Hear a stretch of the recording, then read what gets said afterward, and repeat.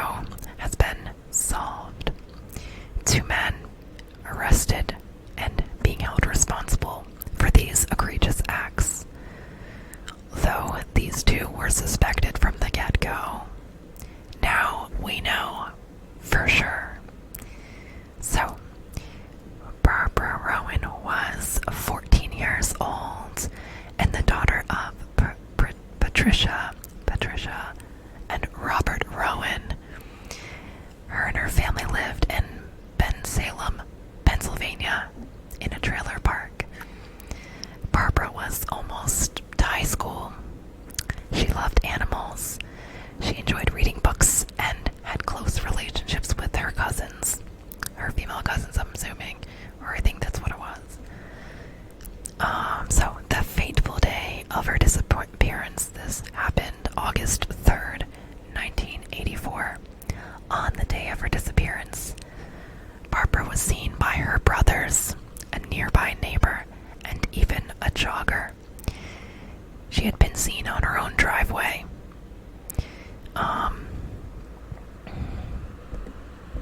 So I also wanted to note that some sources describe her as blonde, others as a redhead, but for all intents and purposes, I would say she's more of a strawberry blonde.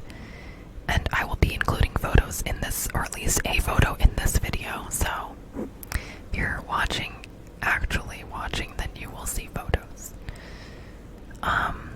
So yeah, again, she's described as having blonde hair, red hair, strawberry blonde, blue eyes, and she wore a green dress and held a pink purse. She was living in a home that had a driveway and it was split levels. She lived there with her 2 older brothers and her parents. Her curfew was 7 p.m. Her mother began to feel a little concerned when she noticed Barbara was late for her curfew. The concern she felt grew into alarm and dread as time began to pass, and a large-scale search was conducted for Barbara Rowan, but nothing came of it. She was found 2 weeks later, decomposing in a wooded area by a highway. Her body was observed by someone walking their dog on August 16th, so almost 2 weeks, but I digress. She was found bound with duct tape, her hands, ankles, and face wrapped with it. Her clothing was removed from the waist down, which is an indication of sexual assault, which was confirmed in what I read. And her cause of death was determined as strangulation. In addition to witnesses viewing Barbara near her home, she had been seen earlier in the day babysitting the toddler of George Shaw and his wife, their 3-year-old little girl. Their home was in close proximity to Barbara and her family's residence, so this leads me to believe her last sighting was with the toddler, not in her driveway. When speaking with authorities, George provided conflicting accounts, at first claiming he last saw Barbara at 4:30 p.m. on the day of her disappearance and outside of his home, but later saying he last saw her around 5:30 p.m., then claiming it was 6 p.m. Police were suspicious of George, especially when they found tape consistent with that from the crime scene on the victim's body that was used to bind Barbara. They also found it interesting how close his home was to the woods her body was found in. Her remains were found in an area between US 1 and North River Drive, only a mile from her home. Her ankles had been restrained behind her back with the duct tape wrapped around her wrists, ankles, nose, and mouth. And again, there was evidence of sexual assault. Unfortunately, police simply did not have enough evidence against him to authorize an arrest, and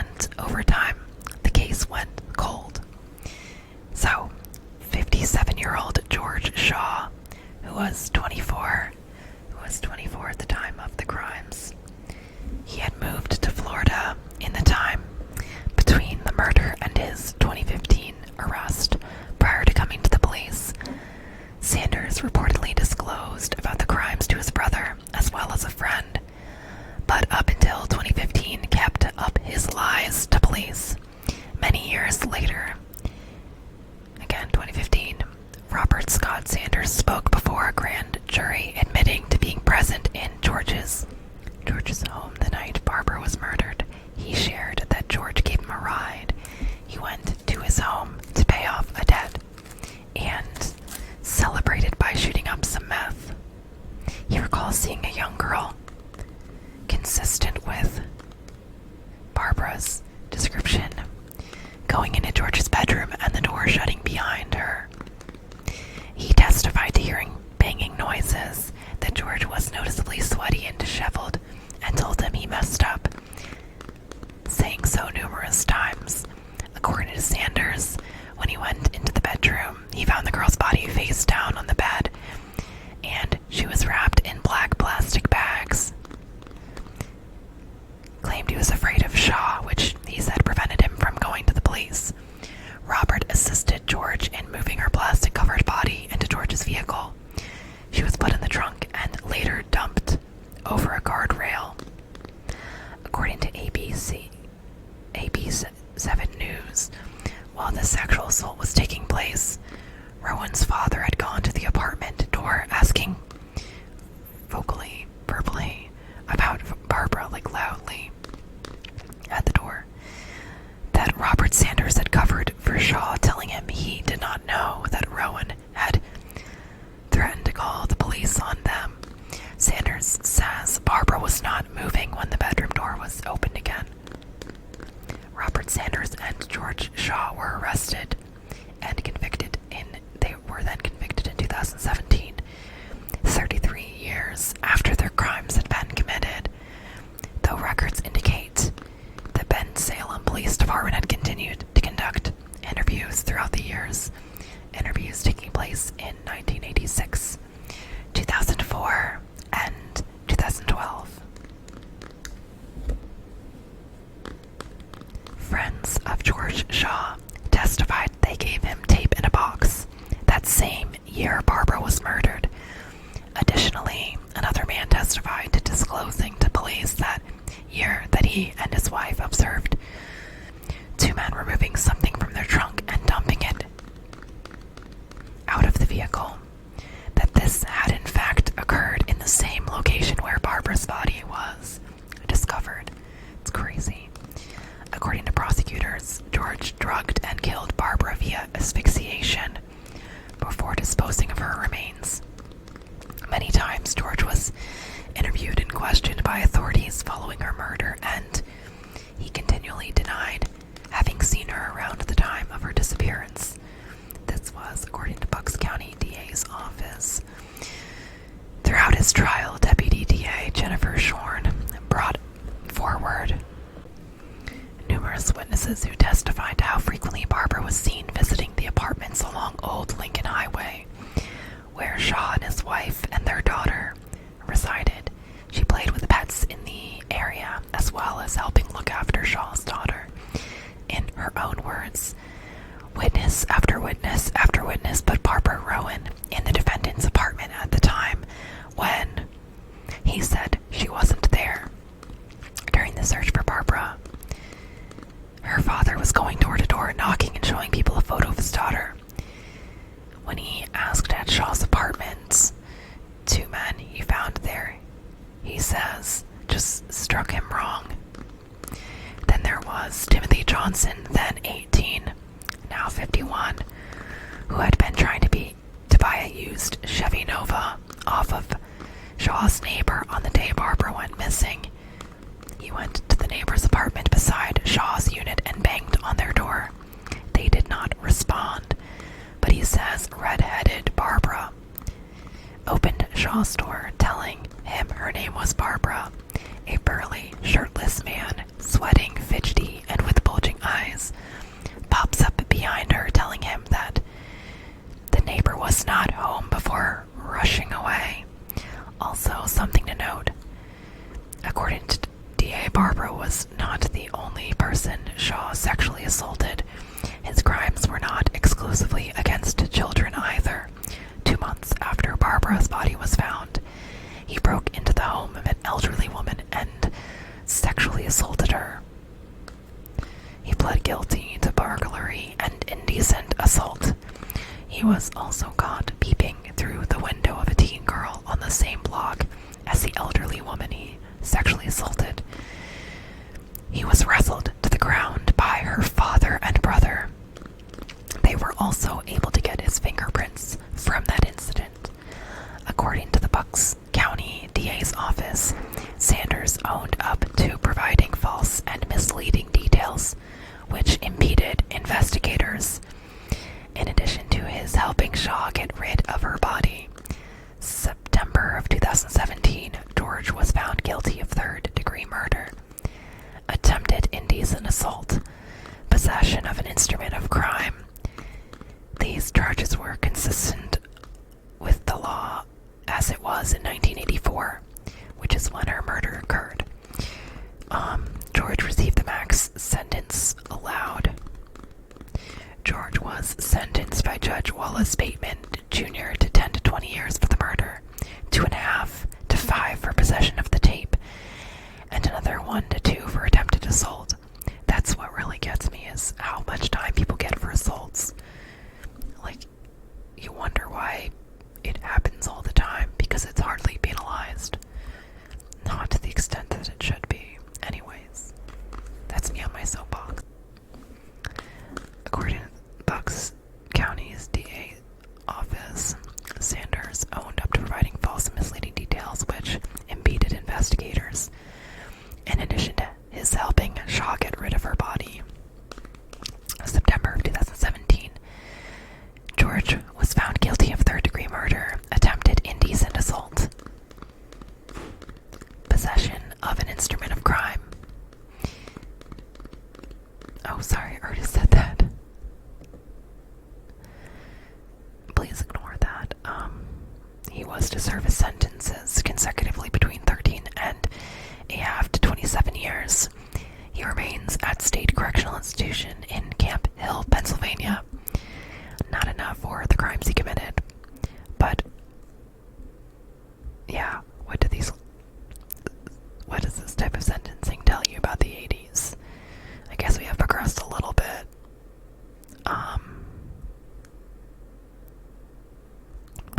So Robert Sanders, 53, in February of 2017, pled guilty to 2 felony counts of hindering apprehension or prosecution, and he was sentenced to 3 to 6 years in prison. So loved ones of Barbara's testified in court, Patricia Rowan saying, "The only thing I had was being a mother to my beloved daughter.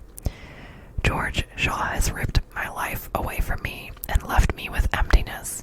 She talked about how it haunted her and made it hard to watch her niece sit so close to her daughter and to her daughter's age move on with their lives in a way her daughter never could.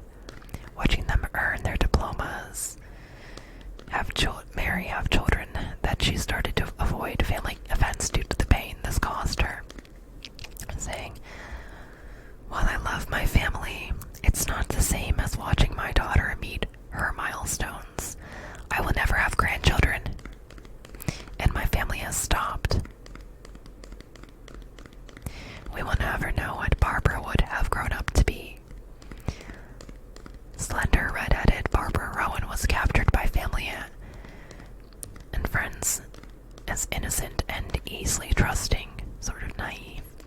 One of Barbara's relatives, an aunt, pondered how such a man could commit a crime of this nature while having daughters of his own, and she hopes he suffers the guilt of his crimes. Me too. How could you take the life of an innocent little girl?